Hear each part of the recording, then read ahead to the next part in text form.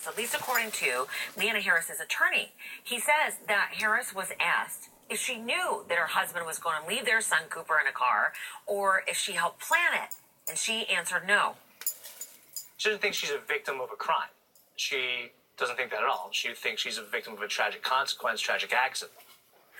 Well, we don't know what else she was asked in that polygraph. Investigators in the case did not take part in it because the polygraph test results are not admissible in court, at least in the state of Georgia anyway. So why is that? Why do it at all? Let me ask HLN's legal analyst, Joey Jackson. Good morning to you. She's not charged with anything. She's not. So why would she then submit to a polygraph test? Is it for outward appearances, for a jury selection, possibly? Great question. And I think, Robin, it's to stem the tide. There's been a lot of people suspecting that she's been involved, that her hands are not clean here, and that's based upon her own conduct. Of course, there were indications that when she showed up to the police station, she asked her husband, did you say too much? Well, why would you say that? There are indications that when she showed up for the daycare center to pick up Cooper, and they said, you know what, he's not here, she says first, he must have left him in the car, speaking about Justin Harris, her husband. Yeah. So because of the speculation and because of, Robin, a potential indictment, the issue is you're trying to stem the tide and get to the point where the DA says, you know what, maybe she's innocent after all. Let's discontinue our investigation as to her.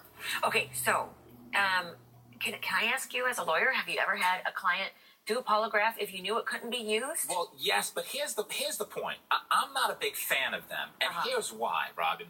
Because on the one hand, now remember, because you say they're not used in court, and you're right. Why, right? Because they're not reliable, and that's why they're not admissible. So on the one hand, as an attorney, if you have your client take a polygraph and they pass it, well, you know what? You scam the polygraph. It's unreliable. It's not admissible. It doesn't matter. If you don't take it, what's your client hiding, Mr. Jackson? So the reality is that you're darned if you do, you're darned if you don't, and ultimately they have no effect because here it's going to be questioned. What questions were answered? What questions were asked? Were they appropriate? Were they pointed? Did you murder your son? Did you have anything to do with murdering your son? If you didn't ask that question, well, all the other ones, they're so scripted and pointed that, you know what, we just can't trust them. And we can beat that polygraph test because I can practice and because I'm inherently a sociopath and you're a criminal, so you're a good liar. So there's too many questions around them. Ultimately, you know what? That's why, them out there, didn't you? That's why, generally speaking, you know, you don't do it. But she did, and I don't know that it'll affect the investigation much. The police are going to independently determine, was she involved?